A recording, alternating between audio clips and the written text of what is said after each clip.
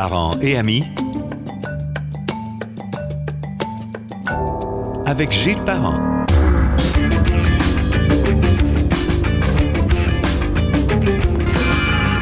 Bienvenue sur Parents et Amis que l'on peut écouter sur gilesparent.com, sur Spotify, sur Google Podcast Balado de Apple, le canal YouTube sous Parents et Amis. Aussi, n'oubliez pas de télécharger sans frais l'application Parents et Amis. C'est très pratique sur Apple Store. Vous allez le trouver facilement. Donc, vous allez avoir ça sur votre petit téléphone ou autre bidule électronique. Ça va être pratique. Les gens l'aiment bien. Il est professeur au département de communication à l'Université d'Ottawa, auteur, conférencier et chercheur. Vous le connaissez, vous le devinez. Bonjour, Luc Dupont. Bonjour, Gilles. Ça va bien? C'est comme une devinette. Non, mais... Nous donnons quelques indices. C'est un jeune vieux, ça fait... C'est drôle quand tu prends cette voix.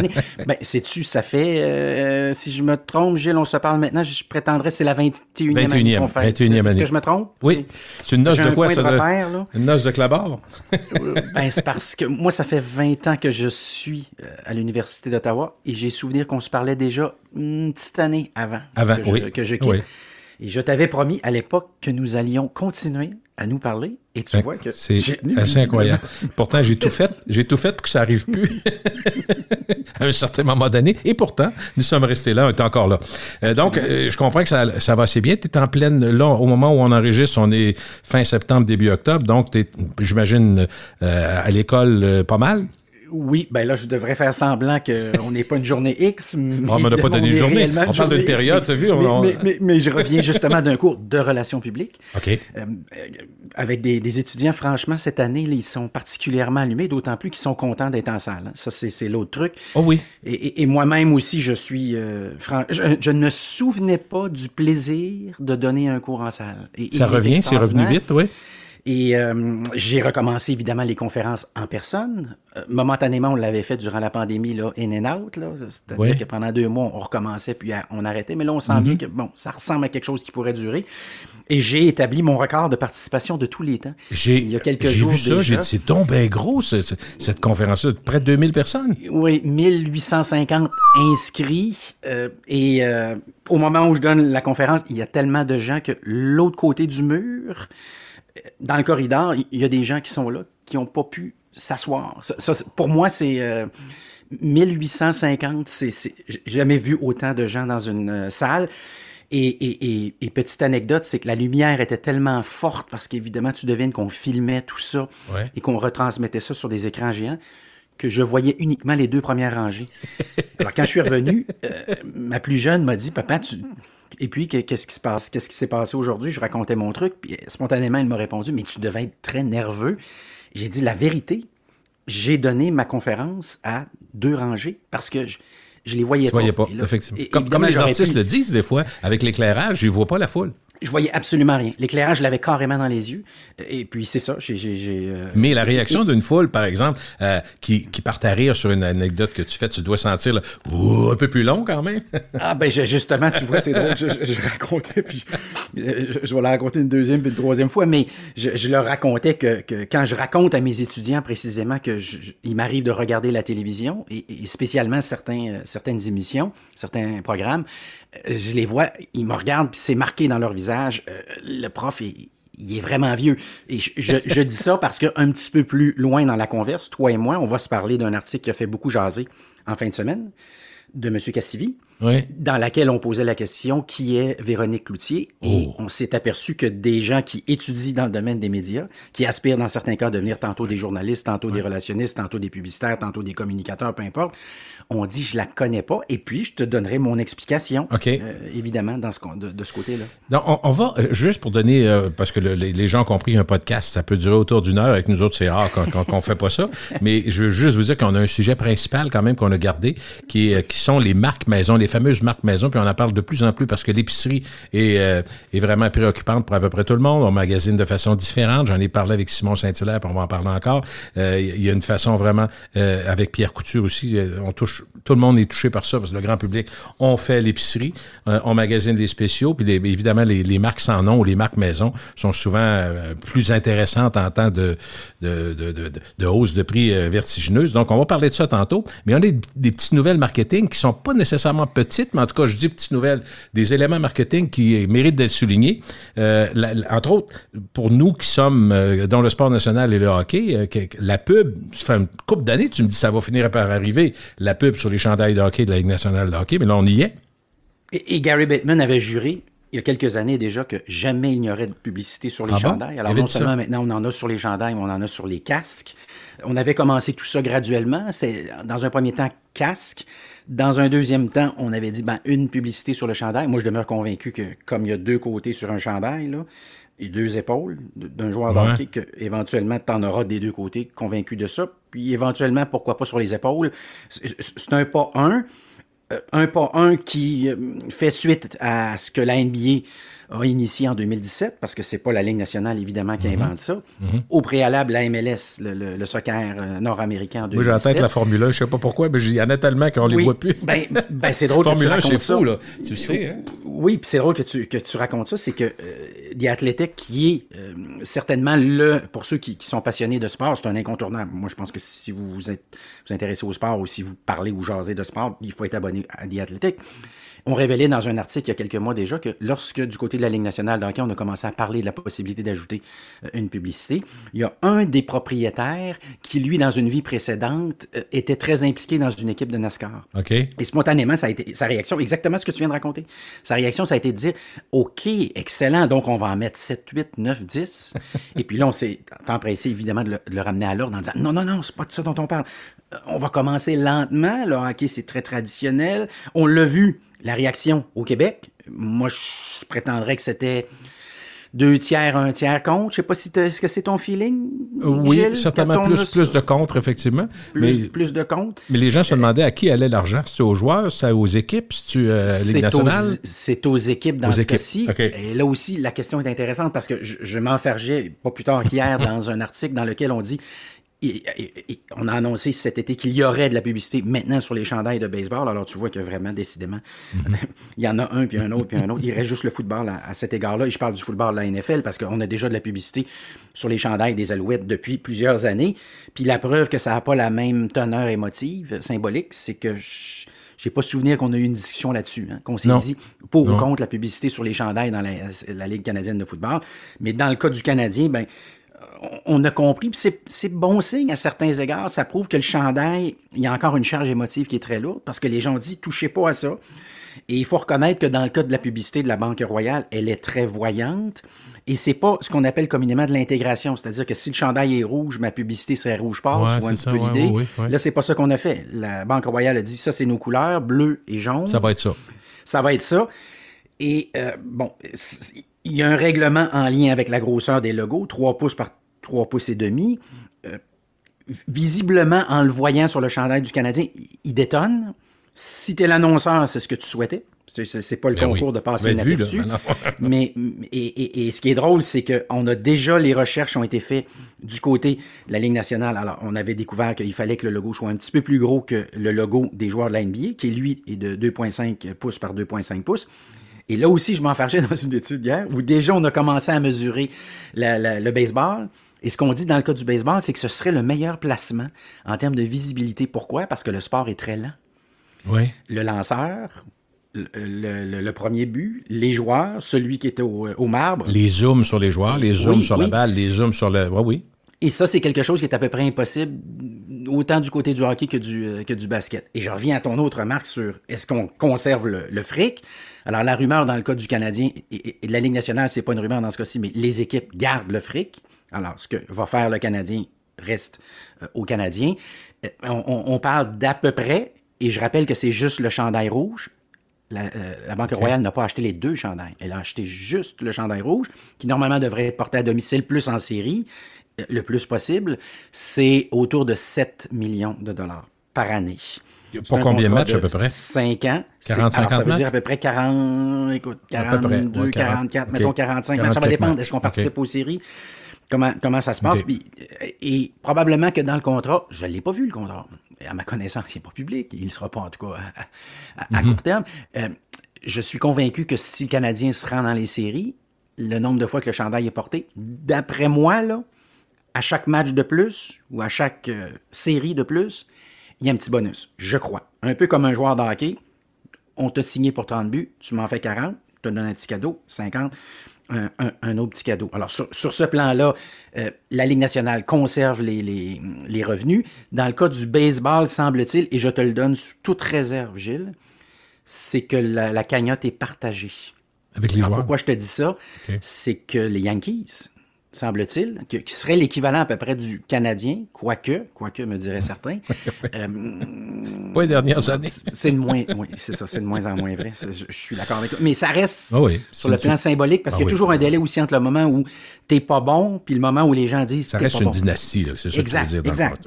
Oui. Chacun son sport, c'est une dynastie, il n'y a pas de doute. Oui, puis si on attend de mourir pour voir une autre équipe décrocher autant de Coupes Stanley que le Canadien, c'est qu'on va rester, on en a encore pour de 100 ans. Là. Mais ce qui est fascinant, c'est que dans ce cas-ci, la NBA a fait la démonstration que ça peut marcher. Ils vont chercher grosso modo 150 millions de dollars par année. Alors, il n'y a rien qui nous empêche de penser que du côté de la Ligue nationale, on ne serait pas capable de faire le même truc.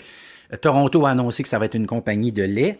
Et moi, ma surprise, Gilles, je me serais attendu à des commanditaires de premier plan. Alors, pour moi, la Banque Royale, c'est un annonceur de premier plan. Sur le plan des institutions financières, là, si tu me disais Canadien de Montréal, puis tu feras un petit jeu, là, on fait des lignes, là. D'un côté, j'ai les banques, puis de l'autre côté, j'ai les équipes de la Ligue nationale. Tu vois un peu le genre de petit jeu? Oui. J'aurais mis Banque Royale avec le Canadien. Je ne sais pas toi, je crois que c'est ça. Oui. Alors, il y a des gens qui me disent Desjardins. Ah, tu vois-tu, Desjardins, je l'aurais mis avec les Nordiques dans le temps. Vois-tu un petit peu un petit peu l'idée? Molson est très associé aux Canadiens aussi dans l'histoire. Aussi, évidemment. Puis là, il y a un moment où tu dis aussi à quel moment j'en rajoute. Alors, Bell a probablement réfléchi à l'idée, mais ils se sont dit le centre s'appelle le centre Bell. Puis on a déjà eu nos décalques sur le casque. C'est une façon d'aller chercher de l'argent d'autres personnes que toi-même. C'est comme prendre l'argent d'une poche et le mettre de l'autre. Là. C'est moins intéressant pour Bell, par exemple. Absolument. Et quand on jette un coup d'œil sur les annonceurs qui ont officiellement on dit, nous, on va s'associer à une équipe de la Ligue nationale. Moi, ma surprise, c'est que c'est pas des annonceurs de premier plan. Okay. Alors, Vegas, c'est le pari sportif. Washington, c'est le pari sportif. L'Arizona, c'est un casino. Je me serais attendu à, ben, tu vois, justement, je sais pas moi, un Budweiser, tu vois un peu. Ou une grande compagnie aérienne, par exemple. Oui, et c'est ça, oui. Et là, Budweiser, ben, il pourrait me dire, on est déjà commanditaire de la Ligue. Pourquoi on en rajouterait une couche? Dans ce cas-ci, ben, parce que peut-être à Saint-Louis, je rappelle que Saint-Louis est le siège social de Budweiser, pourquoi on n'aurait pas fait un dans l'autre, décidé d'asseoir ça? De la même manière que pendant des années, Heinz était très associé à Pittsburgh. Le siège social de Heinz est basé à Pittsburgh. Alors, dans tous les cas, là, on aurait pu penser que ces grandes marques-là en profiteraient. Et au moment où on se parle, ma surprise, c'est qu'elles ne le font pas. Vois-tu, la seule chose qui ressemble un peu à ce qui va... C'était pas commercial, mais on a vu quelques fois, plus fréquemment dans les dernières années qu'autrement. Mettons le décès de Guy Lafleur, il y avait un petit logo marqué numéro 10, Flower. Mettons les Olympiques s'en viennent, le drapeau du Canada, Go Olympique sur les joueurs, même la Ligue nationale de hockey. Ce que je veux dire, c'est que un joueur décède, ou encore on fait un 100 ans du club, on a marqué 100 ans sur l'épaule. On avait commencé à avoir de ces petits macarons-là, occasionnels, circonstanciels. Puis c'est autre chose, mais comprends-tu, on a vu quand même sur les épaules, sur les chandails, ce genre de choses-là pour des occasions particulières. Oui, et encore là, ben récemment, en fin de saison, Guy Lafleur. Oui. Guy Lafleur, 4 matchs, parce que bon, au moment où il décède, il reste 4 matchs dans la saison du Canadien. Et si tu pousses l'analyse jusqu'au bout, ben ce qui remplace le crest de Guy Lafleur cette année, ben c'est le logo de la Banque Royale. Pour eux, est-ce que c'est un bon coup pour Ablissi d'être le premier? Il est exactement au même. Sur le plan de la visibilité, juste là, on arrêterait là. C'est déjà bon. On est rendu dans les échanges sur Twitter, sur les médias sociaux. Le nombre d'entrevues que j'ai entendues sur ce sujet-là, que j'ai pu donner aussi là-dessus, c'est un coup de circuit. Okay. C'est un coup de circuit. Et j'ai croisé récemment quelqu'un de la Banque Royale qui m'a dit, on est vraiment, vraiment content. Parce que je te rappelle que, mettons que ça a coûté à peu près 7 millions par année. C'est 180 000 par match à peu près, s'il y en a 45. Oui, exact. Alors, les gens parfois qui calculent tout ça diraient donc qu'il faut qu'ils fassent 180 000 $ de business par match pour que ça soit rentable. On aura compris qu'au pays de l'image, c'est pas tout à fait comme ça qu'on calcule. Non. L'idée, c'est que la Banque Royale regarde du côté de Toronto, c'est la Scotia, si je ne m'abuse, qui est en fait l'amphithéâtre maintenant, autrefois le Air Canada Center. Alors, la Banque Royale, certains s'est posé la question, comment on peut faire un splash aussi gros Et là, arrive quelqu'un qui lève la main en disant « On peut peut-être vous offrir une publicité sur le chandail du Canadien. » Et on connaît la suite de Est-ce qu'on a su, Luc, si beaucoup d'entreprises étaient prêtes à faire ce que le RBC a fait? Non, on ne le sait pas. Okay, tu parles du marché québécois? Oui, c'est des gens... Il était-tu 15 à se bousculer ou s'ils ont été obligés de forcer? Mettons qu'on s'entend sur le 7 millions. Pour essentiellement un décalque, avant les pâquerettes, là, on appelle c'est quelque chose comme ça. Il n'y a pas beaucoup de joueurs qui sont capables de faire ça. Pour la plupart des entreprises, ce serait même un budget annuel. Alors que là, tu ne pourrais pas décider d'eux. L'autre truc qu'on ne sait pas, c'est l'exclusivité. Parce que là, je te rappelle que j'évoquais tantôt certaines bannières, certaines marques du côté des institutions financières. J'ai souvenir de Desjardins qui est autour de la bande à Montréal. Alors là, c'est quoi le contrat? Parce que tu vois un petit peu le genre de problème que ça pose sur le plan de l'exclusivité. Moi, j'ai le chandail, toi, tu as la bande, l'autre a la publicité en arrière du but. À un moment donné, à quel moment il n'y a pas une confusion? Souvent, dans ces contrats-là, il y a des exclusivités. Là, je ne le sais pas non plus, mais j'espère qu'il y a quelque chose qui ressemblerait à ça. Peut-être, mais je veux juste te dire une chose qui, moi, me frappe, parce que je sais que dans le B.A.B.A., dans la base, j'avais fait un cours de marketing. Je n'ai pas étudié comme toi, mais j'ai fait à l'université 1 ou 2 cours de marketing, dont la persuasion, que j'avais beaucoup aimé. Puis je me rappelle que dans le monde dans lequel j'évoluais, la radio, on expliquait souvent que dans un bloc commercial, tu ne peux pas avoir 2 compétiteurs en même temps. Mais aujourd'hui, on voit ça fréquemment. Moi, j'écoutais hier, j'écoutais le téléjournal, puis je me suis dit, je disais à ma blonde, ça fait 3 annonces d'auto dans la même pause. 3 différentes. Oui. Hyundai, Ford, puis après ça, Volvo. J'ai dit, voyons donc, jamais qu'on acceptait ça avant. Donc, il y a un loussisme, excuse-moi l'expression québécoise, qui s'est installé, ou je rêve? Oui, voir la même chose que moi. Oui, puis à la radio et à la télé. Mais tu sais que ce que tu viens de décrire là, puis dans un des bouquins qui est Comment bâtir sa stratégie média et publicité, j'ai une section là-dessus où je donne même les chiffres. Au début des années 80, McDonald's, qui est la première entreprise à rencontrer ceux qui font le placement média, alors suivez-moi bien, là, c'est pas McDonald's qui rencontre les gens qui font le placement média puis qui se fait expliquer comment le faire. C'est l'inverse. Tu me suis? Ouais. C'est McDo qui rencontre les gens qui font le placement média et qui explique comment le faire. C'est quand même remarquable parce que si vous me suivez toujours, vous dites, attends un peu, donc la compagnie de burgers et de patates frites explique aux entreprises qui font le placement média à travers le monde comment faire un placement efficace. Oui, c'est exactement ce que je viens de raconter. Alors eux, ils avaient tout mesuré, Gilles.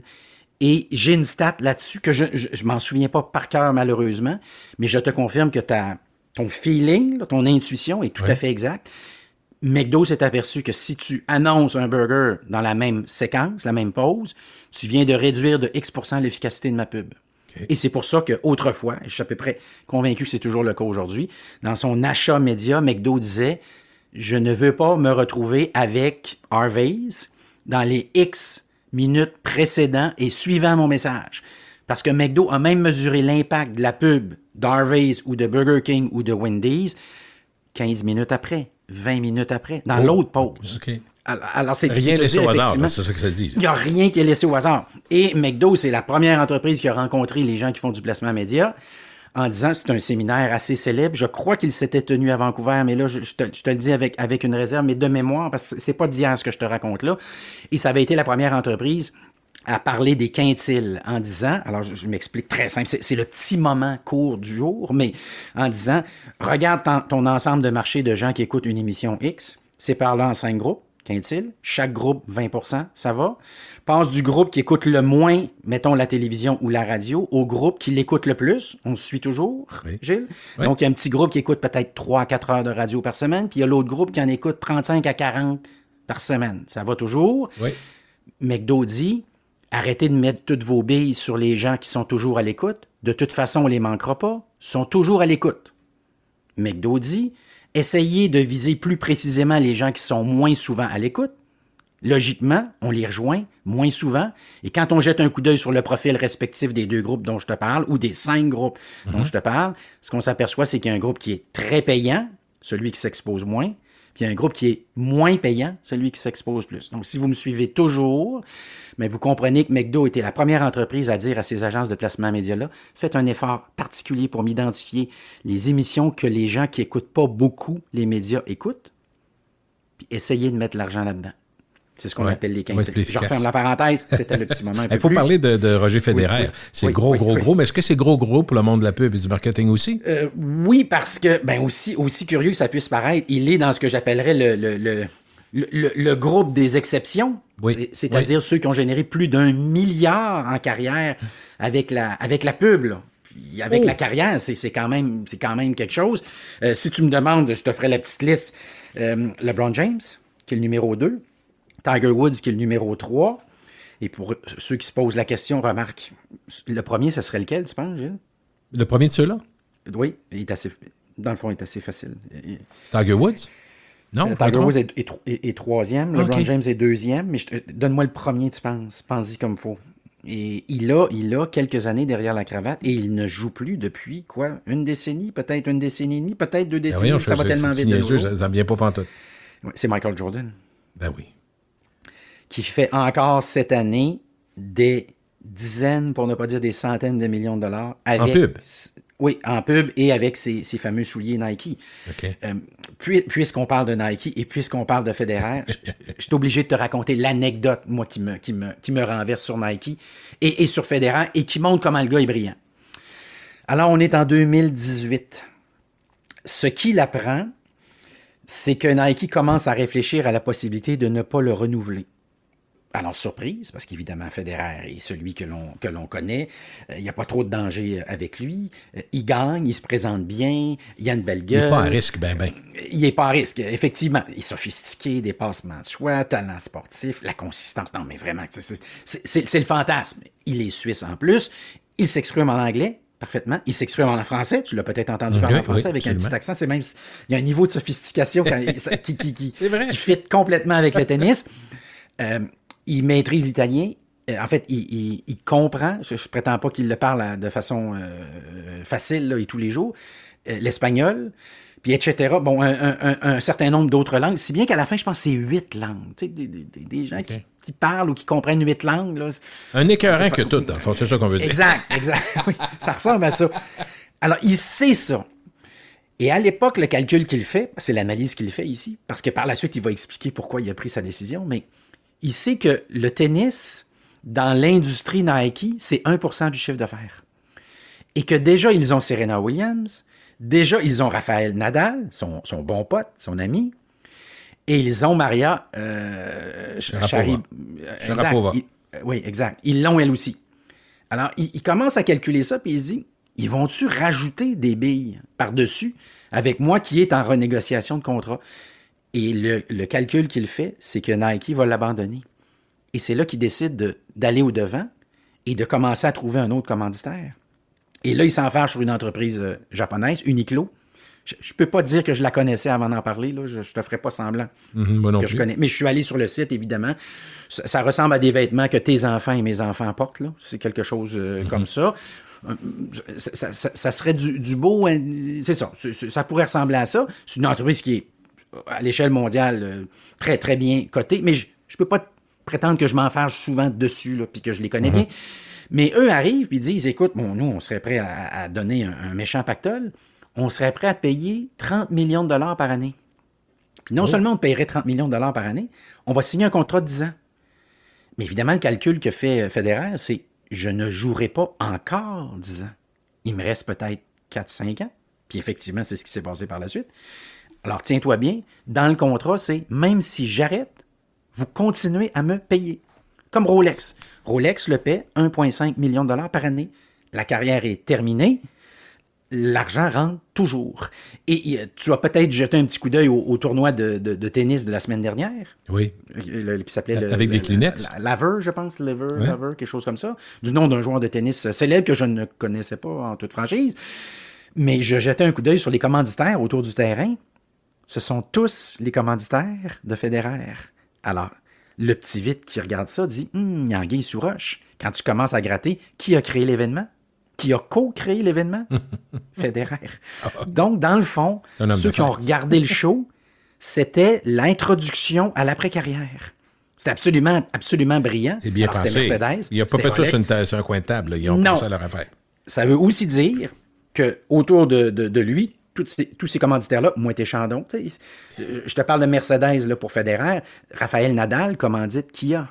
Vois-tu sur le plan du positionnement, quand on parle d'image, là, parfois les gens disent, c'est quoi l'image? Mais l'image, c'est ça. L'image, c'est, on refait encore ma rangée de gauche, Nadal, Federer, puis les autres, puis ma rangée de droite, Mercedes, Kia, Toyota, puis 3-4 autres marques de voitures. On va mettre le visage à la bonne place. Oui. Mais la bonne place. Mercedes, Federer, ça fit complètement. Moët & Chandon, ça fit complètement. Rolex, ça fit complètement. Crédit Suisse, ça fit complètement. Alors, dans le cas de Uniqlo, 300 millions, il a 41 ans au moment où on se parle. Il reste donc au moins 5 chèques parce que l'entente vient à terme lorsqu'il aura 46 ans. Et initialement, ce qu'il constate en parlant aux gens d'Uniqlo, c'est faites-vous des souliers de sport? Et Uniqlo dit non, on fait juste des vêtements. Ben, dans les années subséquentes, si tu es attentif, Gilles, il jouait avec du Nike. Parce que momentanément, ben, il est un petit peu coincé. Puis éventuellement, il y a quelqu'un qui l'approche, une compagnie qui s'appelle On, je présume qu'on l'appelle comme ça, compagnie suisse de souliers de tennis. On l'approche en disant, voudrais-tu être le porte-parole? Et là, il a une idée de génie. C'est le même genre d'idée de génie qu'a ces temps-ci LeBron James et Ronaldo et d'autres. C'est de dire, savez-vous quoi? En même temps, j'aimerais être porte-parole, mais on pourrait tous s'entendre, vous me donnez des actions de la compagnie, puis éventuellement, ben, s'il se passe autre chose, c'est mot contre double. Alors, dans ce cas-ci, depuis qu'il est porte-parole, les ventes doublent annuellement. Et l'entreprise, au moment où on se parle, vaut 6 milliards de dollars. OK, fait que ça ne dérange pas de faire un chèque, parce que c'est pas ce que ça coûte, c'est ce que ça vaut. C'est ce que vous enseignez, prof Dupont, j'imagine. Et je prétendrais même, dans ce cas-ci, Gilles, je prétendrais même qu'à la fin de sa carrière, il aura peut-être même fait plus d'argent juste avec celui-là. Je te mentionne ça parce que dans sa carrière au total tout, juste les bourses, il a fait 131 millions de dollars. Mais si au total tout, tu dis c'est combien de fric qu'il a déposé à la banque?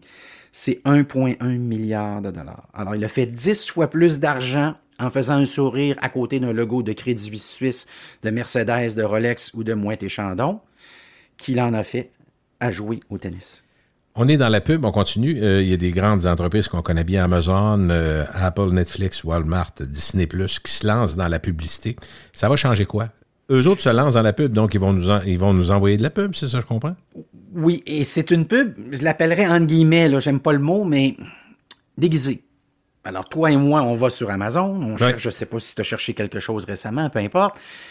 Et parfois, tu fais des recherches extrêmement précises. Hein? Je prends un exemple, tu cherches un produit, puis tu tapes le nom du produit et la marque du produit. Oui. Et on te fait tomber sur autre chose. Tu te dis, mais c'est pas ça que je cherchais telle marque avec tel nom. Je suis sûr que c'est pas une erreur, dans le fond, c'est ça que ça veut dire. Là, hein? C'est pas une erreur, c'est ça. Qu'est-ce qui sort en premier? Qu'est-ce qui sort en deuxième? Qu'est-ce qui est recommandé une fois? Qu'est-ce qui est recommandé 2 fois? Qu'est-ce qui est recommandé avec un produit qui, somme toute, a plus ou moins de lien? Tout ça, c'est des espaces publicitaires. Et ce qui est nouveau, alors moi, je te donne un exemple que je vis moi là, récemment, parce que depuis que Amazon a annoncé ses derniers chiffres qui n'étaient pas tout à fait à la hauteur, alors ce qu'on a découvert, c'est qu'on a peut-être construit trop d'entrepôts, on a peut-être engagé trop de monde, on a peut-être trop de stock sur les étagères. Amazon a pesé sur l'accélérateur de la pub. Alors soudainement, on me dit, toi qui vends des produits sur Amazon, mes livres en particulier, est-ce que ça t'intéresserait d'acheter de la publicité? Quand, par exemple, les gens cherchent le mot « livre publicité ». Tu vois un peu l'idée? Okay. Alors, ce que ça, pour répondre à ta question, ça, c'est un game changer. C'est-à-dire que dans le temps, on me dira que Facebook avait déjà fait des dommages, Instagram aussi, dans les marchés locaux au Québec, mais soudainement, tu peux acheter localement pour un marché X, parce que moi, peut-être que je ne veux pas acheter l'Amérique du Nord, c'est un livre en français, dans un cas. Tu vas restreindre ta portée. Exact. Alors, ce que me dit Amazon, c'est que tu peux acheter la pub, mais de manière absolument locale, ciblée. Alors, soudainement, ben, tu devines que ça change tout, carrément. Et dans le cas d'Amazon, la force de la plateforme, c'est qu'on sait qu'au moment où tu cherches quelque chose là-dessus, tu es sur le point de te commettre. C'est une vieille... D'ailleurs, quand tu étais à la radio terrestre, c'était la logique d'acheter à la radio. C'était, les gens sont souvent dans leur véhicule automobile, se déplacent, réfléchissent à quelque chose, sont sur le point de... Je pense au restaurant. Là, venez là. Oui, là. le restaurant serait le plus bel exemple que je te donnerais. je sais pas, moi, il est 5h moins 10 le soir. Oups, j'entends la pub de resto. J'y avais pas pensé. Tiens, qu'est-ce que ça pourrait être une méchante bonne idée? M'a appelé mon ami Ray puis mon ami Simon, puis on va y aller. Alors, sur ce plan-là, ben, c'est ce que Amazon permet de faire. Alors là, quand Walmart a vu ça, Walmart a dit, on va faire la même chose. Et quand Apple a annoncé, souviens-toi qu'avec le nouveau iOS, on aurait la possibilité de ne pas se faire suivre, par exemple, quand on est sur Facebook, là, Oui. de ne pas envoyer nos profils, âge, sexe, etc., à l'annonceur. Ce que Apple avait oublié de nous dire, c'est qu'au même moment, il commençait à vendre la pub. Moi, la manœuvre la plus machiavélique que j'ai vue depuis que je m'intéresse à la publicité, puis ça fait quelques années, là, ça fait au moins une trentaine d'années, c'est ce qu'Apple a fait récemment. En disant, nous, on est le protecteur de l'information, de vos informations personnelles. On ne partagera jamais ça avec personne. Si vous décidez que ces joueurs-là n'auront pas accès à vos données, ils n'auront pas accès à vos données. En passant, on commence à vendre la pub. Et c'est un coup de circuit.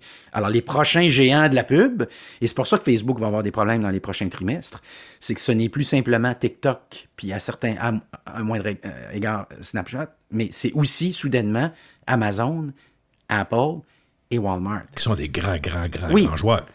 C'est pour ça qu'on peut imaginer dans un futur pas très éloigné, quelqu'un qui nous écoute et qui va mettre la quasi-totalité de son budget sur ces plateformes-là, même si physiquement, elles n'ont pas de représentants localement. Alors, vois-tu le défi... Ils vont être placés dans les gens que tu veux rejoindre, c'est ça. Oui, avec les algorithmes, ils vont être capables de placer là où tu veux que ça soit entendu ou vu. Oui.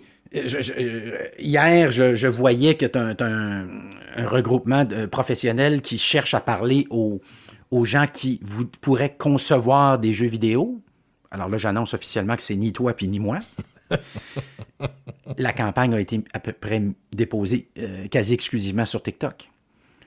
Il y a des gens qui pourraient dire, mais quelle mauvaise idée, TikTok, je regarde jamais ça. Ben oui, mais juste annoncer que c'est pas à toi qui veulent parler. Non. Alors TikTok, création, jeux vidéo plus jeunes que plus vieux, plutôt ce profil-ci que ce profil-là. Alors soudainement, ben voici quelque chose qui est fameux. À l'inverse, ben dans une campagne électorale X, on pourrait imaginer un parti qui s'adresse aux gens un peu plus âgés, décider de mettre un pourcentage substantiel de son budget publicitaire sur Facebook et pas sur Instagram, parce qu'encore là, il y a une nuance, simplement parce que sur le plan des profils, ben il y a une plateforme qui est plus efficace que l'autre pour rejoindre certains types de publics. Il faut qu'on parle, c'est pas nouveau, là, mais on additionne un gros joueur au Québec, c'est la Gazette, l'édition papier, après Le Soleil, La Presse et combien d'autres, le lent déclin je dis lent, est-ce que c'est si lent que ça, mais en tout cas, le déclin du papier se poursuit dans le monde du journal. Oui, et des magazines, tant qu'à faire. Et juste avant qu'on entre en onde, c'est drôle, je tombais sur un message d'Elon Musk qui racontait sur son compte Twitter que son fils lui a demandé, papa, les journaux avec du papier comme ça, depuis combien de temps ils font ça? Qu'est-ce que c'est ça? Tu vois un peu? Alors, c'est une réflexion d'un jeune qui, je ne sais pas, il doit avoir... Qu'est-ce que c'est ça, oui? Oui, et Hélène de répondre, ben oui, effectivement, que c'est ça. En y repensant, en même temps, bon, moi, je continue à penser que pour ceux qui ont connu le plaisir du papier, il y avait quelque chose là qui était unique, mais en même temps, soudainement, ben ta tablette permet, j'ai en tête la Presse Plus, qui est sur le plan visuel, sur le plan de l'interaction chaque jour, un sacré plaisir. Ah oui. Tu sais, il y a toujours une photo, il y a une petite vidéo, la pub est là, mais pas tannante. En même temps, tu as le sentiment que tu regardes l'ensemble des nouvelles, parce que moi, c'est ça qui me manquait avec Internet. C'est le sentiment parfois que j'ai beaucoup de nouvelles de trucs qui m'intéressent, c'est-à-dire qu'on a identifié mes passions visiblement puis mes intérêts, mais la beauté avec ce que j'appellerais l'ancien pattern, c'est que c'était comme une cafétéria. Je m'enfargeais aussi dans des nouvelles auxquelles j'aurais pas pensé, mais qui peuvent m'intéresser. Ouais. C'est ça la différence. Alors, c'est au fond la nuance entre aller sur un site ou dans un restaurant qui offre juste du steak, ou plutôt du steak, ou plutôt de la viande, Puis aller dans un autre restaurant qui dit on va vous faire végé, on va vous faire steak, on va vous faire pâte. Alors moi, c'est ça que j'aime bien avec cette plateforme-là, c'est que j'ai l'ensemble de la proposition sur ce plan-là. Mais oui, ça ne met pas le papier à l'abri, même si ces mêmes plateformes-là ou ces mêmes médias-là savent que ça permet de rejoindre encore aujourd'hui des gens d'un certain âge qui sont toujours intéressés par le papier. Mais on est en train quand même, ceux qui aiment avoir un papier dans les mains, je pense particulièrement aux revues, là, mais les revues, on est en train de nous dire, tassez-vous, on vous veut plus, parce que, je te donne un exemple très simple. Ça faisait un petit bout de temps, puis un petit bout de temps, pour moi, c'est peut-être 1 an et demi, OK? J'étais pas allé acheter des revues, puis souvent, ma blonde et moi, on avait un plaisir de lire ce que j'appelais des petites revues, mais il y avait quand même un certain niveau, c'est-à-dire on lisait Paris Match, par exemple. Tu sais que je suis un peu amateur de la France, et particulièrement de Paris, mais Paris Match, des fois, c'était le Gala, le Voici, des revues très populaires en France, OK? Fait qu'on achetait ça ici au Québec, mettons que je n'achetais 3, 4, 5 revues, puis ça coûtait une vingtaine de piastres. Une à 3 piastres et demi, l'autre à 4 piastres. Récemment, je suis allé chercher le Paris Match et le Gala, qui est un petit peu plus cher, mais il était plutôt, mettons, 4-5 piastres dans le temps. Donc, je répète, Paris Match et le Gala, il y a une semaine ou deux, 27 $ pour les deux. Oui. Là, je dis, c'est parce qu'ils ne veulent plus, là. Ils t'envoient en ligne. Va le voir en ligne, parce que quand tu vas en France, je suis allé à Paris l'été dernier, tu achètes le Paris Match, ça va être à peu près 3 €. Le Gala va être à peu près 5 €. Donc, mettons que au pire, tu es à 10 piastres. Fait que je comprends qu'ils viennent en avion, faut que tu payes ça. Mais ils venaient en avion avant aussi. Ils venaient pas en chaloupe là, il y a 3 ans non plus. Effectivement. Mais écoute, ce que je veux dire, c'est que ça s'explique. Tout s'explique. Mais éventuellement, ce plaisir-là, on va s'habituer à la tablette à ce prix-là, là, ou on va s'en passer. Tu comprends? Oui, j'allais dire, c'est du superflu. Là, c'est pas crucial. Et remarque qu'il y a des erreurs qui ont été commises aussi, dans certains cas d'importance. Moi, j'ai souvenir, par exemple, de mon père qui était chaque jour se tapait la presse, le Soleil, le Journal de Québec, la fin de semaine, le Devoir, immanquablement. Là. Puis, à un moment donné, on lui a annoncé qu'on n'était plus capable de lui livrer des journaux sous format papier. Alors, ce qu'on lui a expliqué, c'est qu'on n'avait pas de comment t'appelles ça, le monsieur? Le petit gars livreur? Le livreur, oui, c'est ça, mais il y a un nom pour ça. Mais le camelot. livreur de... Camelot. Oui, le camelot, exact. Et on lui a dit, on n'a plus de camelot dans votre secteur d'activité. Et tu sais ce qui s'est passé à ce moment-là? Il s'est retrouvé coincé parce que il n'était pas rendu à l'étape d'aller voir ça sur Internet comme on le fait aujourd'hui. Ben, dans certains cas, c'est des journaux qu'il n'a plus jamais lus après. Puis dans certains cas, c'est des journaux qu'il est allé chercher en format papier en haut au Jack and Jill, dans le temps qu'il existait. Ouais. Parce que récemment, je me suis aperçu, je pense que le Jack and Jill... Est-ce que j'ai rêvé ça, Gilles? Le Jack and Jill n'est plus là. Hein. Puis tu parlais de magazine. Jack and Jill était, en tout cas dans le coin de Sainte-Foy, un immanquable. Tu en avais un autre aussi à Sillery. Comment s'appelait-il? Il y en avait un qui était extraordinaire aussi. Moi, j'allais chez Lecto à Sainte-Foy, la librairie Lecto, ils ont été longtemps là. Mais c'est plus récent, d'une certaine façon. Puis t'en dire. avais un aussi à Sillery qui était extraordinaire. C'était l'un des rares endroits, avec, je crois, Jack and Jill, où tu pouvais même retrouver la copie du New York Times de fin de semaine. Hein? Je ne sais pas si tu te souviens de ça, qui était une brique. Là je pense des années 70-80. Lire ça, c'était... fallait que tu prennes 2 heures. Radio Flashback. Il y avait du matériel. Mais tout ça pour dire que oui, on est évidemment plus là et que c'est inéluctable. On s'en va là, un petit pas. Puis il n'y a aucun média à l'abri de ça. Puis parfois, il y a des technologies qui permettent de relancer les médias parce que la radio, je crois que les podcasts, c'est quelque chose qui va permettre et qui permet au moment à la radio de se donner un deuxième puis un troisième élan. Oui. C'est tout ça. Il ne faut jamais enterrer la radio. Hein. Ça a été trop dit, trop chanté. Ça a été fait 1000 fois plutôt qu'une. Quand est arrivée la télévision, bon, c'est ce qu'on sait souvent. Là. On avait annoncé que ce serait la mort de la radio. Puis on avait déjà dit aussi, si la télé était arrivée avant la radio, on aurait dit, la radio, c'est vraiment le fun. C'est comme la télé, mais on n'a pas besoin de la regarder. Mais comme ça ne s'est pas tout à fait passé comme ça, on a cette réflexion-là. Mais moi, je me surprends maintenant régulièrement à regarder, par exemple, ce qu'on a fait comme entrevue dans une journée pour un site X, puis dire celle-là puis celle-là m'intéresse. J'étais pas présent en direct, mais je me suis tapé X entrevues. De la même manière que ce qu'on est en train de faire là, toi et moi, c'est quelque chose maintenant qui n'est plus possible à la radio traditionnelle, mais c'est quelque chose que toi et moi, on a fait pendant, je dirais pendant 16 ou 17 ans. On déborde, mais ce qui est très drôle, c'est qu'au départ, moi, j'avais un peu peur quand on a commencé le podcast. Moi, ça va être en décembre, je vais commencer la 4e année. Je dis honte parce que tu as fait partie du processus, mais je me disais, ouais, les entrevues longues, mon fils, qui en écoutait beaucoup, il dit, oublie ça. Il dit, Joe Rogan, des fois, ça dure 2 heures, 2 heures et demie, des fois 1 heure et demie. Mais on écoute tant que c'est bon, puis ça fait pas. Tu sais, il me rappelait que, en podcast, par exemple, quand t'embarquais dans une voiture, ça prenait le fil, puis l'auxiliaire, puis t'apponnais, puis tu perdais le. Mais là, c'est plus le même pantoute. La plupart des voitures ont des systèmes automatiques. Surtout que tu débarques de l'auto, tu rembarques, ça repart où c'était, puis c'est plus facile, c'est plus convivial. Mais moi, je me disais à la longueur de temps, mais t'arrêtes, puis après ça, tu continues ou tu reprends, un peu comme on fait avec Netflix, tu peux pas tout le temps tout écouter, mais tu as des sections. Quand tu arrives, la machine est brillante, elle t'a gardé où t'es rendu. Veux-tu résumer ou on continue où t'étais? C'est la même chose avec les podcasts. Tout ça rend ça plus simple.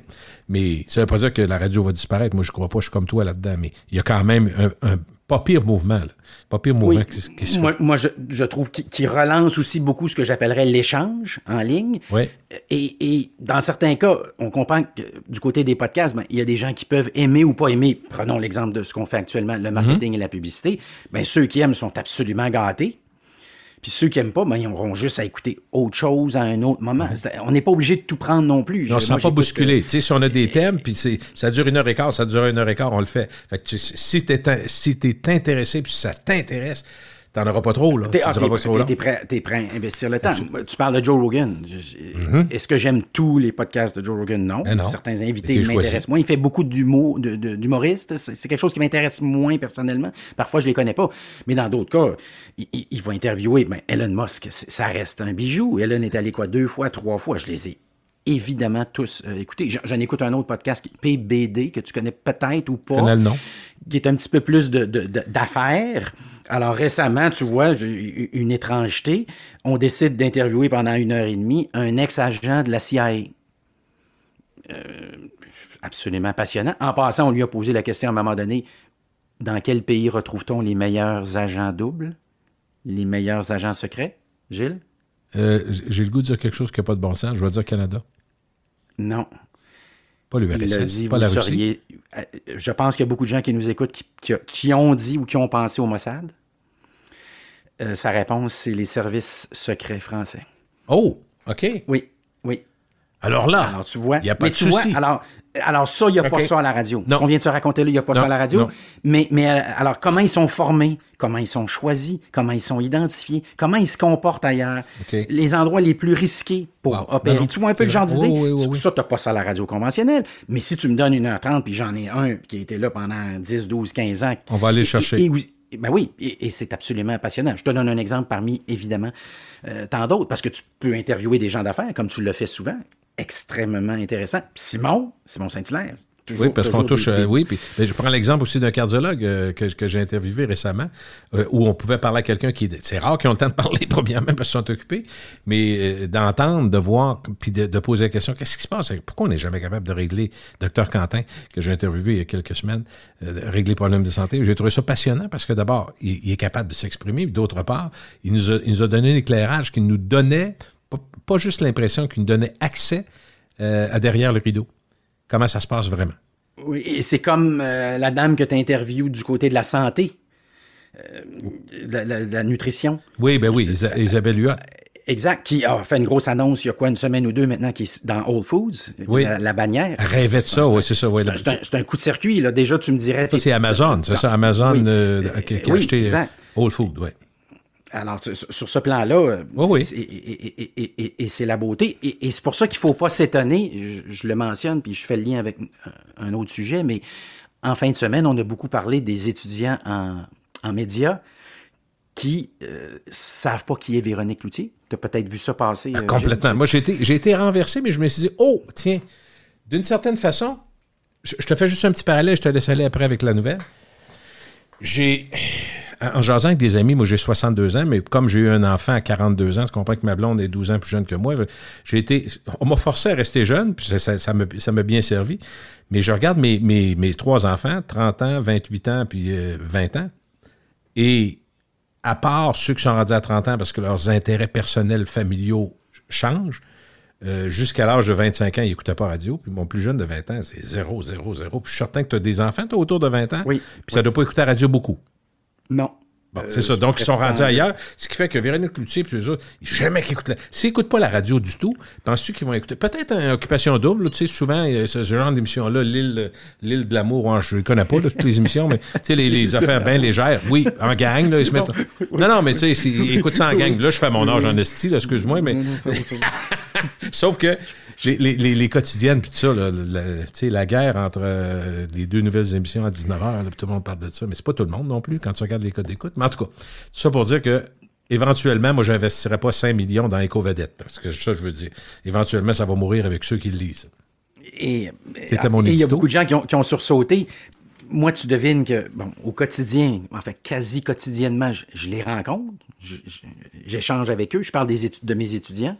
Évidemment, les gens qui nous écoutent, tantôt ont des enfants, tantôt sont familiers ou avec peut-être les habitudes des enfants de d'autres amis ou de d'autres parents. Moi, ça ne m'a pas renversé. Évidemment, ma surprise, parce que oui, je n'ai une, c'est que là, on est au Saguenay-Lac-Saint-Jean.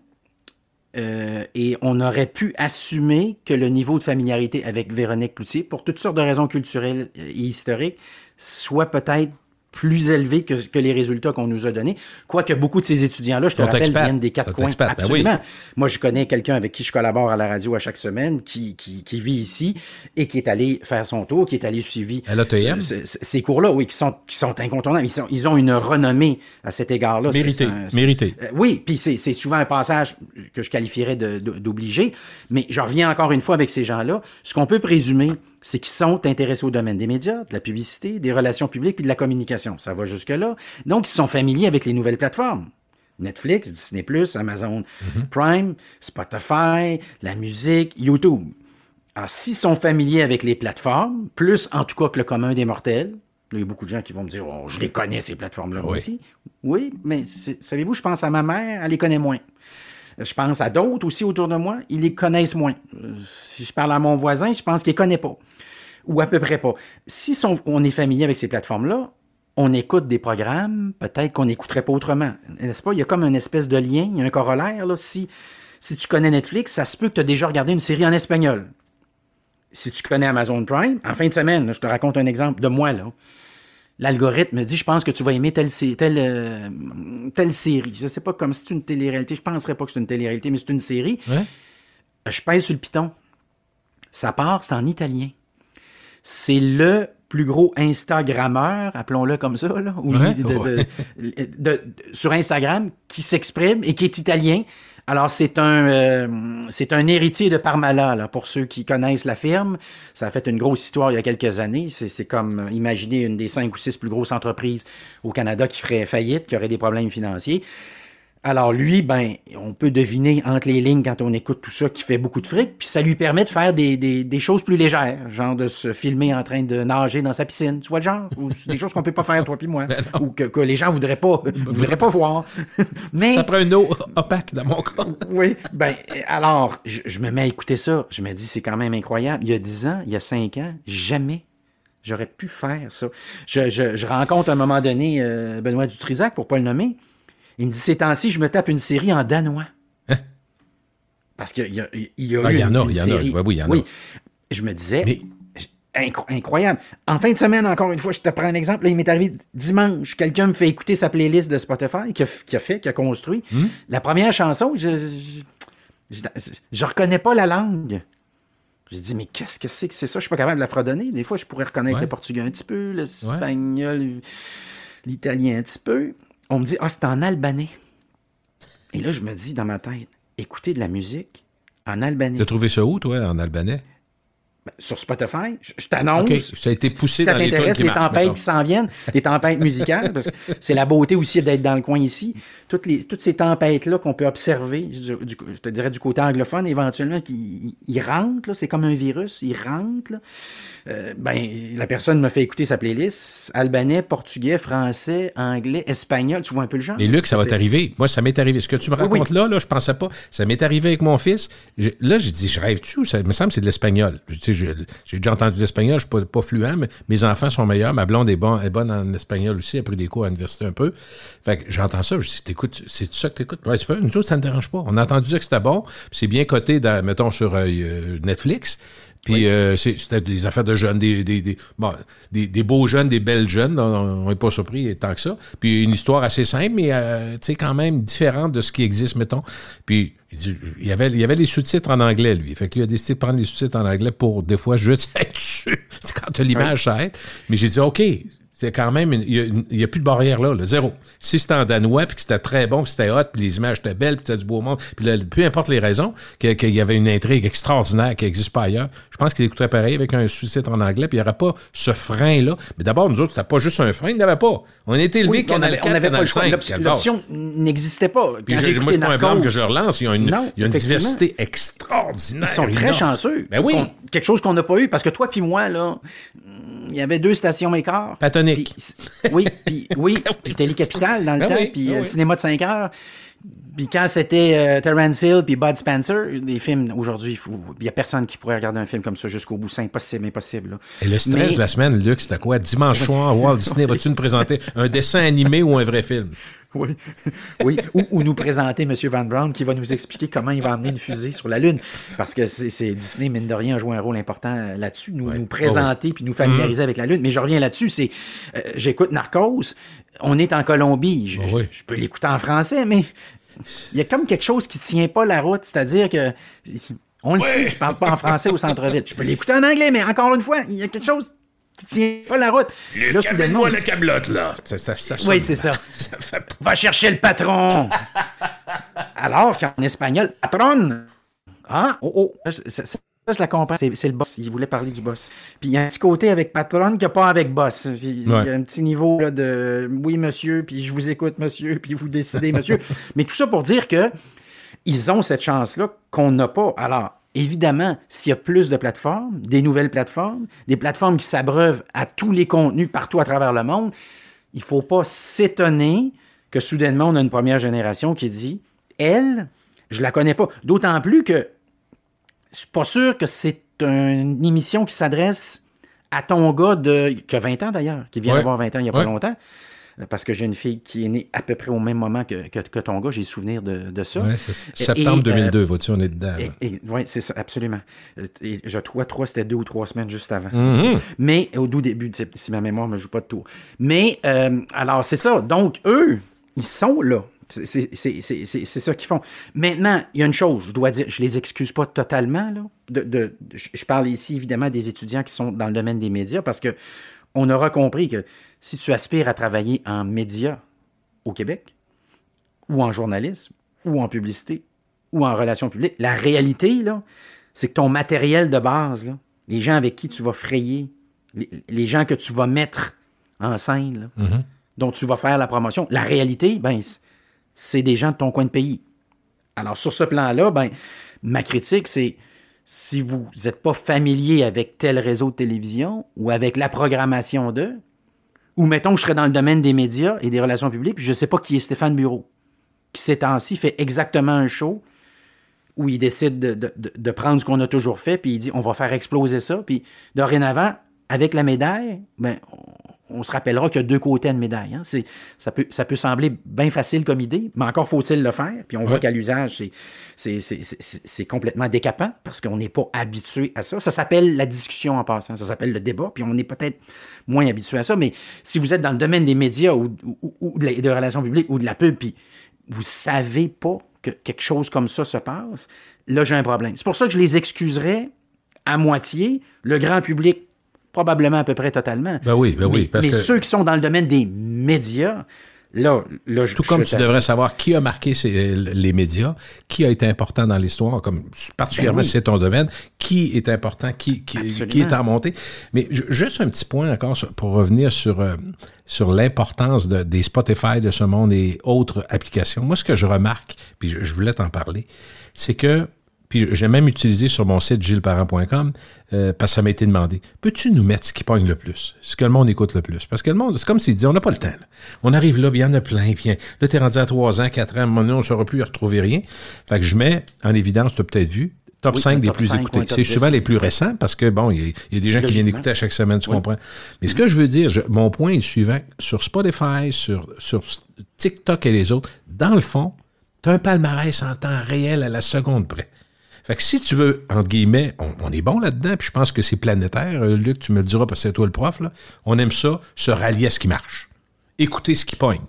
Oui. Mais il te le donne en temps réel. C'est pour ça que nos enfants vont écouter des affaires en danois, vont écouter des affaires en espagnol, parce que c'est très hot. Puis là, il y en a un qui l'écoutait, puis c'est bon, puis la fille, puis le chose, et tu comprends? Fait que tout ça aide à une ouverture plus grande parce que c'est vraiment constamment des palmarès qui poussent en avant ce qui marche. Et c'est ce que fait maintenant Netflix. Ah ben Chaque oui. soir, t'arrives sur la plateforme, puis on dit, voici le top 10 de ton coin de pays. Puis je suis sûr que ça influence. Aucun doute pour moi. Oui, et force est de constater que tout le monde en même temps ne peut pas se tromper. Ouais, c'est Évidemment, parfois tu dis, ça, je comprends pas que ça pogne. Ça peut arriver. Je pense à certaines téléréalités. Ça peut arriver que tu penses ça, mais reconnaissons qu'en même temps, s'il y a, je sais pas moi, l'émission sud-coréenne là, qui a fait beaucoup jaser l'an passé, en début d'année. C'est pas je veux le dire. Là, oui, puis c'est ça, je l'ai, c'est le crabe là, en français. Hein, c'est ça, c'est crabe. Je l'ai sur le bout de la langue. Dans un cours que je donnais ce matin, là, il y a 3-4 personnes qui sont en train de le crier de toute leur force, puis qui le savent. Mais, ceux qui nous entendent le disent. Mais ils le savent aussi. Tout le monde le sait. En fait, il y a juste toi et moi qui le sait pas. Mais c'est ça. C'est la série la plus écoutée sur Netflix de tous les temps. Ah, on a de la visite en studio. Oui, et c'est pas le mien, c'est le tien. Non, c'est de mon bar. Oui, et je spécifie pour ceux qui penseraient qu'il fait à peu près 1,5 pied à 2 pieds de haut, qu'il est en réalité haut comme 3 pommes. Est-ce qu'on peut dire ça, Gilles? Il est pas... Oui, vraiment, il est très, très petit, 7 livres. Là, je vais essayer d'aller régler je sais pas ce qu'il y a là, ce sera pas long.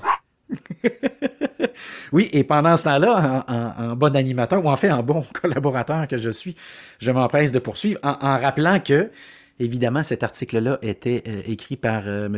Cassivi et que vous pouvez le retrouver dans le journal La Presse et que ça a fait énormément jaser. Est-ce que Gilles est de retour? Gilles n'est pas de retour. Je me permets une petite anecdote. Là, je suis là. Excuse-moi. Oui, okay, vas-y. Excuse-moi. C'est le Saint-Esprit et même pas personne. Ça me tanne. Excuse-moi. Non, puis je m'en allais sur un sujet qui n'était pas prévu, Gilles, du monsieur de Patagonia. OK. Qui a un nom à consonance française, puis sans surprise, parce que son père était Canadien-Français. Ils ont émigré assez rapidement au Maine, Lewiston. Okay. Ils sont déjà allés à Old Orchard, au Gunpip, Lewiston, Maine. À un moment donné. Exact. Et c'est Patagonia, la compagnie, avec son annonce il y a 2 semaines déjà, lors de laquelle il a dit, moi, je veux faire un avancé important pour l'environnement. Je donne littéralement ma compagnie à l'environnement. Alors, dorénavant, ce ne sera pas simplement le 1% du chiffre d'affaires annuel qui va aller là, mais l'ensemble des profits qu'on pourra générer. Juste te rappeler, Gilles, que dans une vie précédente, il avait lancé à un moment donné une campagne de pub, dans laquelle campagne de pub, il disait « N'achetez pas mes vestes ». J'aime ça. Et tu sais ce qui s'est passé? Il y en a manqué? Les ventes de ces vestes en question ont absolument explosé. Alors, c'est le premier, pourquoi j'en parle? Très rapidement. C'est le premier à avoir occupé ce qu'on appelle la case marketing environnemental avant que ça devienne à la mode. Puis on est quelque part dans ce cas-ci au début des années 80. Et son histoire est intéressante, ce qu'on appelle communément le storytelling en marketing. Alors, c'est l'histoire que tu choisis de raconter en lien avec ton produit, parce qu'il y a 1000 histoires que tu pourrais raconter. Alors, dans ce cas-ci, ce qu'il dit, c'est j'aimais faire de l'alpinisme. À un moment donné, j'ai commencé à réfléchir à des équipements pour l'escalade et je me suis aperçu que chaque fois que j'inventais quelque chose, à l'instar de tous les produits qui existaient déjà, ça abîmait la face de la montagne. Et donc, j'ai commencé à réfléchir à des équipements de type écologique. Et c'est comme ça que ça l'a amené vers les vêtements écologiques, éventuellement vers le surf aussi. Et ça donne l'entreprise que l'on connaît aujourd'hui. Alors, je voulais te parler un petit peu des parcs. On a tous rêvé d'y être, puis plusieurs s'y sont allés dans un parc thématique, entre autres de Disney. Mais là, on dit qu'il commence à y avoir des plaintes de plus en plus fréquentes. Ça a l'air que les prix ont monté en fou. C'est vraiment très, très cher. Je sais que, à mon avis, de perception, mettons, quand je suis allé avec mes plus jeunes en 95, mettons, puis après ça, 2010, selon les âges des enfants, on est allé une couple de fois, pas 15 fois. Puis c'était toujours assez cher, mais on se disait, coudonc, on voit quelque chose d'exceptionnel, puis au total, ça vaut à peine. Tu sais, moi, c'est le même, je voyais ça. Mais là, semble-t-il que ça a pris des proportions qui dépassent ce que les gens peuvent payer. Est-ce que tu entends dans ça aussi? Oui. Ben moi, je vais juste te donner mon 50 sous la dernière fois que je suis allé, puis ça fait effectivement plusieurs années. Avec les enfants, j'imagine? Avec les enfants. OK. Moi, j'ai trouvé que c'était défraîchi. Oh! C'est comme si tu avais fait quelque chose quelque part dans les années, fin des années 60, début des années 70. Ça roule. L'argent entre, t'as pas besoin de forcer fort. De toute façon, il y a toujours des gens qui cognent à la porte. Puis, ben, laissons ça aller comme ça. C'est une façon facile de faire des sous sans mettre trop d'investissement. Vois-tu? Moi, c'est le feeling que j'ai eu. Puis, on a déjà eu cette discussion-là, toi et moi, parce que je m'en souviens, là-dessus, on s'entendait peut-être pas. J'avais trouvé la nourriture très, très, très ordinaire, compte tenu du forfait qu'on achetait et du prix du forfait en question. Mais là, effectivement, à ma grande surprise, c'est comment c'est devenu extrêmement cher. Et Disney dit, voici notre logique, c'est qu'on va monter aussi haut que le groupe le mieux nanti est capable de payer. Oh, OK. C'est une clientèle, donc c'est le upper scale raisonnement. voulu? Oui. Et par la bande, ben, le danger, c'est que Disney, ben, pour n'importe qui aime ça le moindrement, puis j'ai souvenir de gens que tu côtoyais en business qui étaient de grands fans de Disney, c'était vendu comme étant un produit qui s'adressait à tout le monde. Tout le monde pouvait aimer Disney, puis tout le monde pouvait se payer Disney, puis tout le monde pouvait aller parfois peut-être à Disney aux 5 ans, quelque chose comme ça. Là. Et là, soudainement, ben, j'annonce pour ceux qui seraient peut-être pas allés récemment ou qui n'auraient peut-être pas vérifié les prix, ça a monté de façon abominable. Le stationnement qui, hier, était gratuit, est maintenant payant. Tu vois un petit peu le genre de détails. Dans le temps aussi, tu te promenais sur l'ensemble, en fait, l'ensemble des parcs. Oui, t'avais l'autobus, je sais pas si tu te souviens. Oui, l'autobus. C'est ça, qui était littéralement d'ailleurs un outil de promotion, parce que dès que tu t'assoyais puis que ça repartait, on t'expliquait que Disney, c'est la radio, Disney, c'est les parcs, Disney, c'est les histoires, Disney, c'est les films. Disney, très bien intégré, oui. C'était extrêmement, c'est ça, oui, marketing intégré, certainement, très bien dit. Puis, mais aujourd'hui, l'autobus coûte quelque chose. Mais dans le temps, on te l'a...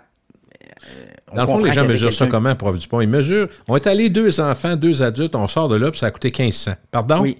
Mais tu sais, c'est ça. Ils disent, on paye ci, payer ça. Ah, puis là, tu y vas plus à 1500. Là. Il n'y a plus 1500. OK, 1500, tu restes dans le garde. J'exagère, depuis 2 semaines, sur Twitter, le truc rigolo, entre guillemets, tu me diras si c'est si drôle que ça, mais c'est des gens qui passent des enfants cachés quand ils vont à Disney. Oh! Alors, ils se filment en entrant. L'enfant est caché, tu n'as pas idée comment il est caché. Là. Tu te dis, il peut pas rester longtemps là. Il va manquer d'air. Ils payent. Puis une fois qu'ils ont traversé, ils sortent le kid. Je ne sais pas si tu vois la scène. Mais il est caché dans la bédaine, il est caché où? Il est caché dans quelque chose. Ben, c'est ça le truc. C'est qu'il est caché dans quelque chose. C'est jamais la même affaire. Ben oui. Alors, c'est comme devenu un running gag. Et là, l'excuse des gens de dire on le sait qu'on ne peut pas faire ça puis qu'on ne devrait pas faire ça. Mais c'est que c'est devenu tellement cher que si on va amener nos enfants là, on n'a pas le choix. Alors, ce qu'on peut prétendre ici, moi, je pense qu'on est à l'étape qui ressemble étrangement à quelque chose qu'on a vécu au hockey il y a quelques années déjà. C'est l'époque au début des années 80, mettons, où un billet de saison, les matchs hors concours, la saison régulière, puis les 2 premières rondes, te coûtent au total tout. Le billet, au total tout, l'ensemble de tous les billets, 350 $. Je le sais, c'est ça que j'ai payé. Je sais que c'était ça le prix. Ouais. Aujourd'hui, pour 350 $, tu as un billet, pas 2. Tu as un billet à Ottawa, peut-être 2 liqueurs, peut-être un hot dog et quart. De pizza, peut-être. Exact.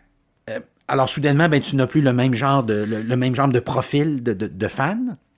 Tu as peut-être des gens qui aiment ça moins qu'avant. Puis cet été, il y a un chiffre qui est sorti que j'ai trouvé renversant. C'est le pourcentage de Canadiens et de Québécois, parce qu'on l'a mesuré à Montréal en particulier, qui disent « J'écoutais autrefois le hockey, je ne l'écoute plus maintenant ». Évidemment, les codes d'écoute, c'est un premier indice, mais des gens aussi qui disent « J'aimais ça avant, je n'aime plus ça maintenant ». Alors, dans le cas de Disney, il y a beaucoup de gens qui lèvent la main et qui lancent un signal d'alarme en disant « Si Disney poursuit dans cette voie-là, ils vont perdre toute une génération de fans qui leur faisaient de la publicité facile, des gens qui revenaient à quelques reprises également, alors le repeat, comme on l'appelle communément. Puis le rêve entretenu va disparaître. Oui. Combien ont rêvé d'aller à Disney? C'est fou, là. Oui. Qui sont et ça, là, c'est... Moi, personnellement, je crois que Disney actuellement commet une très, très grave erreur, d'autant plus qu'ils ont commencé à se prononcer sur à peu près n'importe quelle politique en Floride. Je rappelle que le public cible de Disney, c'est les parents, les enfants. Si on veut faire une histoire courte, c'est pas plus que ça. Puis de se mêler de tout ce qui peut concerner, par exemple, ce qui se passe du côté politique, je crois que c'est une profonde erreur, d'autant plus que parfois tu vas te prononcer sur des politiques qui sont liées aux enfants. Or, je rappelle que ton public cible, ce sont les enfants. Puis il n'y a rien de plus précieux pour un parent que ses enfants. Il y a une chose qui n'est pas négociable, c'est les enfants. Alors, sur ce plan-là, Disney, je pense, commet est-ce que ça se peut, prof Dupont? Moi, je suis l'étudiant du fond de la classe qui a levé la main. Ça fait 5 minutes j'attends. Je veux vous poser une question là-dessus. Est-ce que ça se peut, prof Dupont, que ce soit une compagnie qui est tellement bien financée, qui est tellement grosse, qui a tellement d'autres sources de revenus, que finalement, mettre une autre couche de peinture à Disneyland, c'est pas si grave? Donc, je suis en train de dire que est-ce que, d'une certaine façon, sont capables de progresser sans trop s'occuper de ce public-là? Bon, à court terme, la réponse, c'est oui, à cause de la COVID. Alors, je crois que actuellement, leur radar est biaisé. Alors, je m'explique. C'est que pendant 2 ans, on est resté à la maison.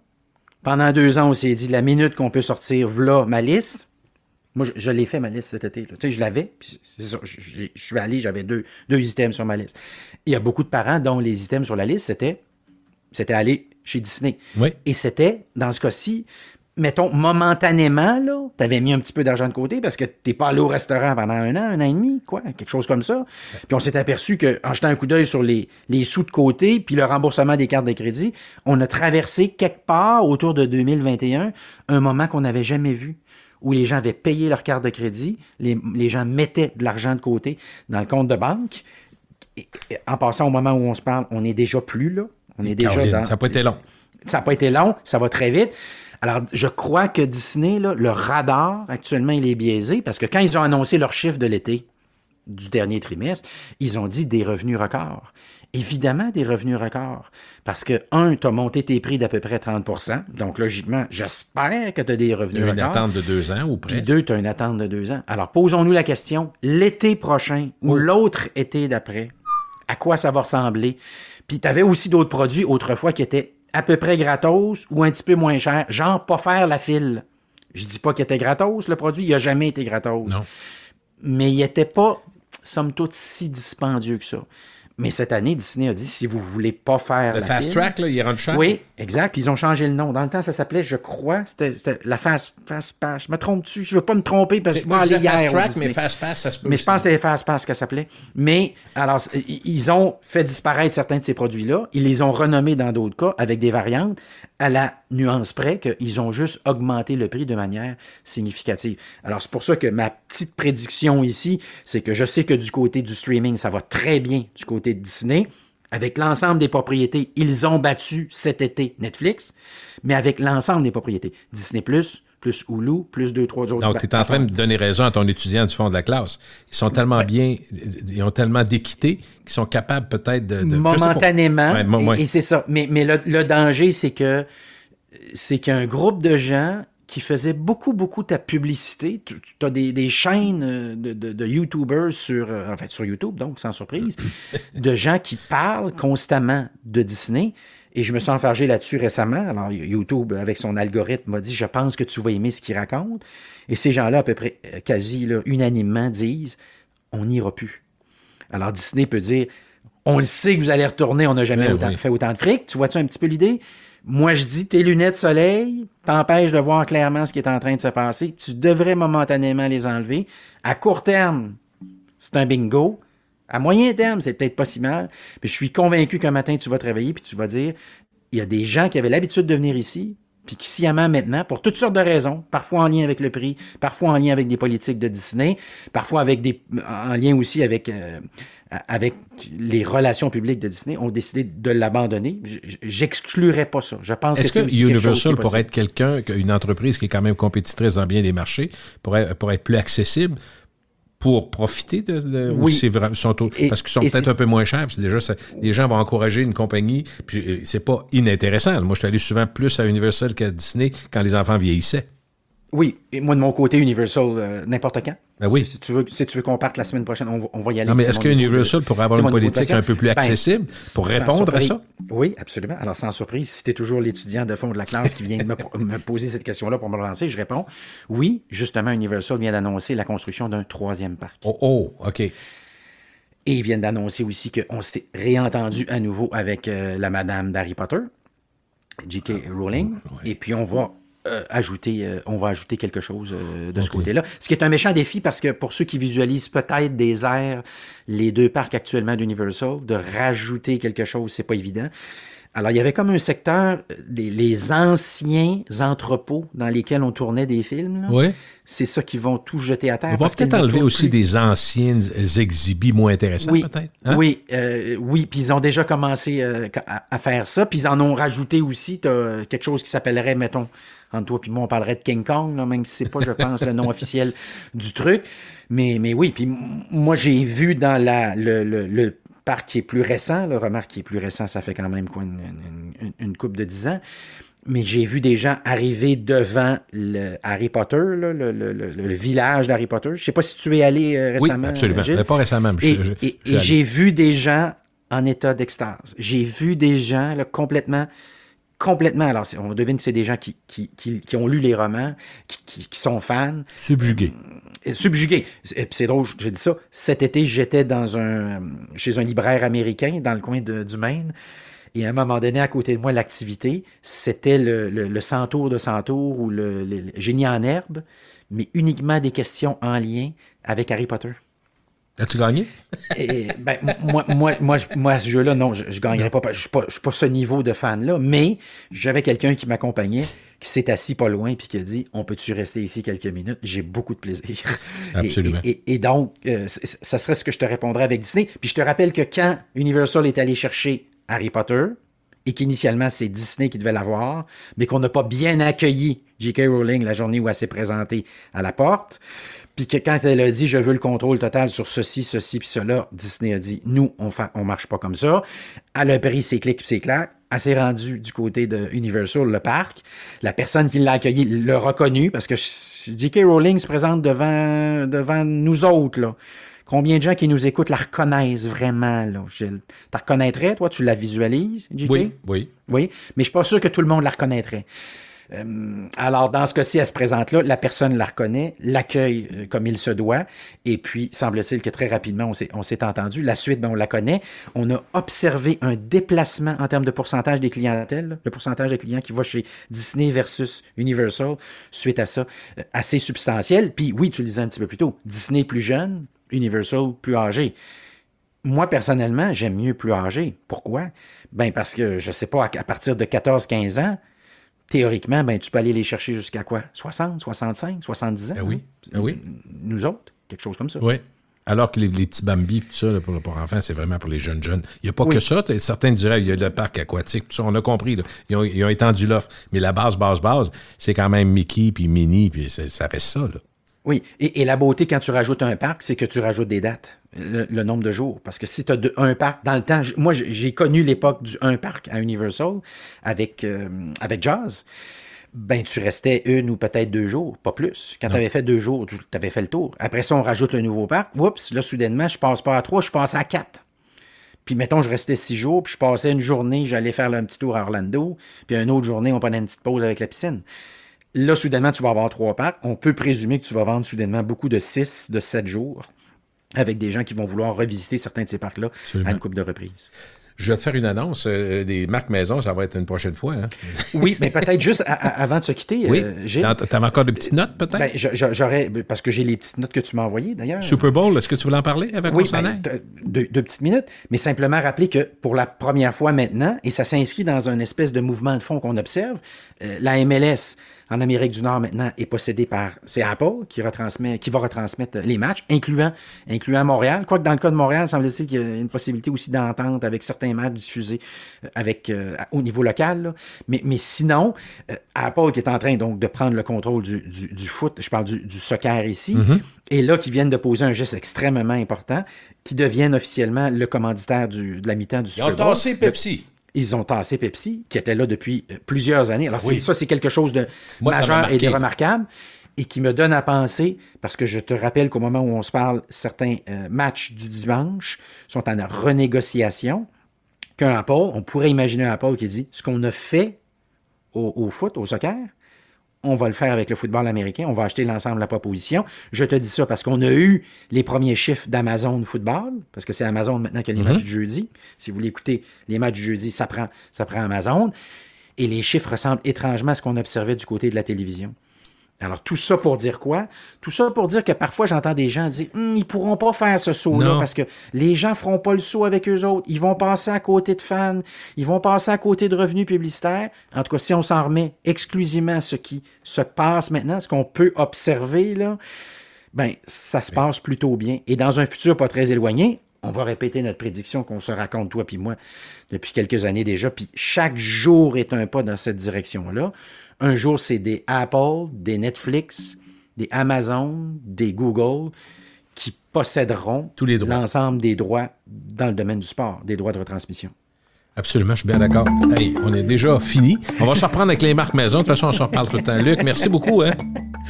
Et c'était pas une attrape, là, les amis. C'était pas une attrape. Salut.